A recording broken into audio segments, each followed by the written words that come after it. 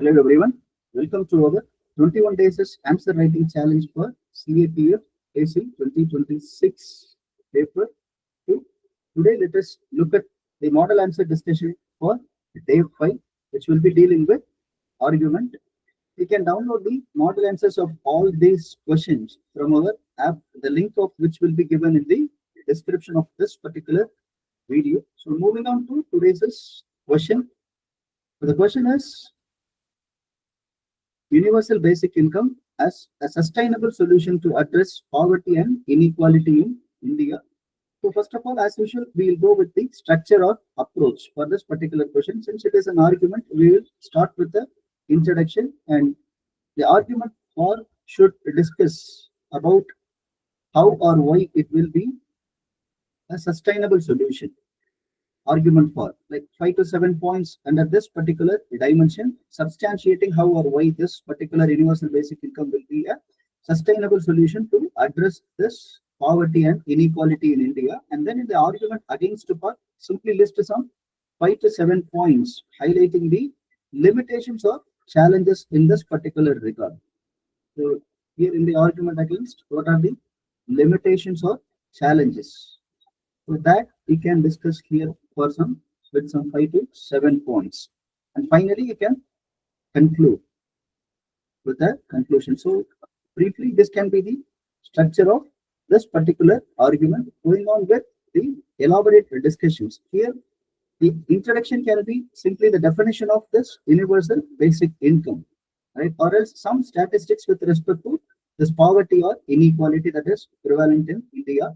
So, but since it is an argument, the introduction can be this definition of universal basic income, which would be more than sufficient here. So going on with the argument for part. In the argument for, you can discuss the significance of this universal basic income. Argument for, right? Some 5 to 7 points. First one, you can simply list the potential for increasing the purchasing power of the people receiving it. So purchasing power, and as a consequence of this rise in purchasing power, how it will lead to decision making authority or autonomy in decision making, especially with respect to the financial decisions.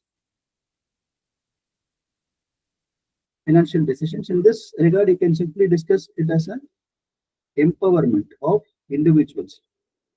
Empowerment of individuals are upholding their decision-making authority. This you can discuss here. Like increased purchasing power, that will lead to decision-making authority, especially this financial empowerment. And then with this increasing purchasing power, it will lead to economic growth, because with rise in income, there will be a demand for various goods and services in the economy, and that demand will in turn create, or it will set in motion some economic activities. So in that way, there will be economic growth with the increase in purchasing power of the people. And third one will be, it will help reduce the poverty or income or wealth gap. Help reduce this poverty or income gap between the different sections of the people. And then it will also help in addressing the economic shocks in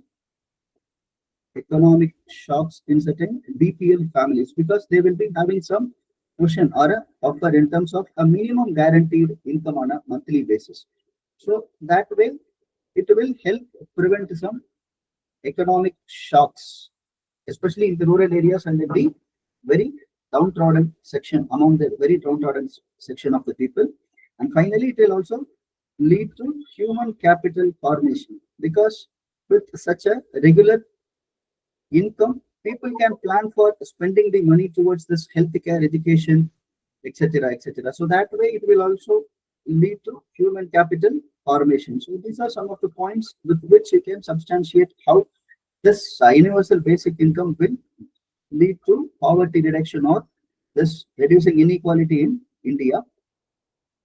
And then in the argument against, we can simply discuss the associated challenges of limitations in this particular regard. What are the challenges and limitations? First of all, the very first challenge would be financial viability. So how far we will be able to ensure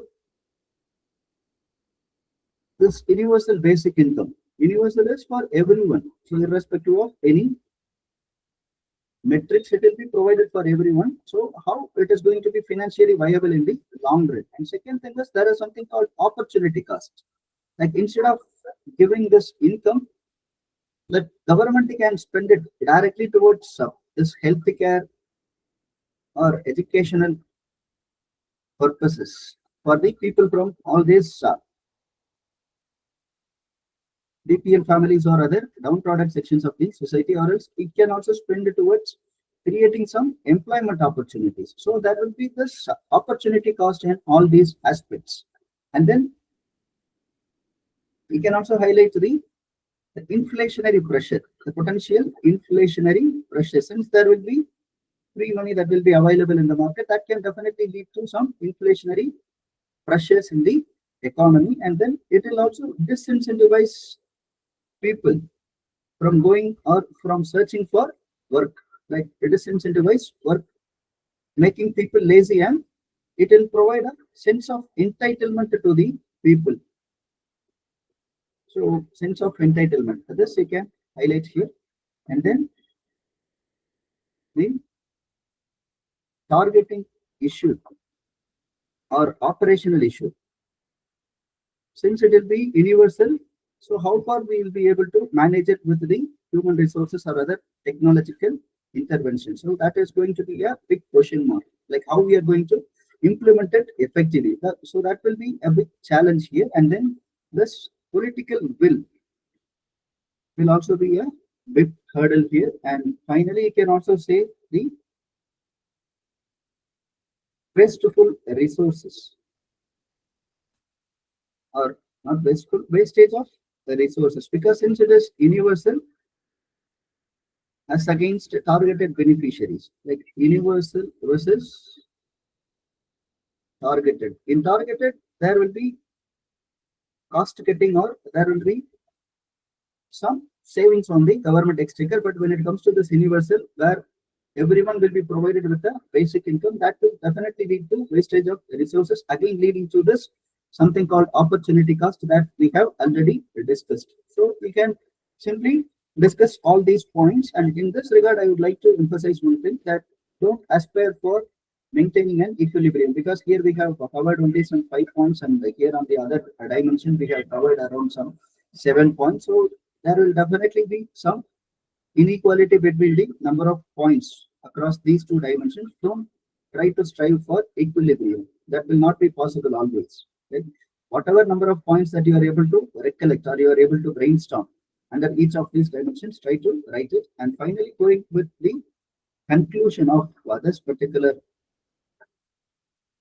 answer, we can simply say that we can go for a pilot approach, either at the state level or at the regional level. Like we can start to implement it in this aspirational districts, which are very less developed. So we can try to go for some pilot lodge in these regions, and then gradually, depending upon our understanding or the practical experience or ground reality on all these metrics, we can either extend it to the whole of India, or else we can simply restrict it to the most necessary regions. So that can be your conclusion. And apart from that, I would like to emphasize here that you can also try to add your points in the comment section. So we will just go through it and we will give our feedback. So try to contribute in the comment section and consider it as a peer learning. That's it from our side. Thank you. Happy preparation.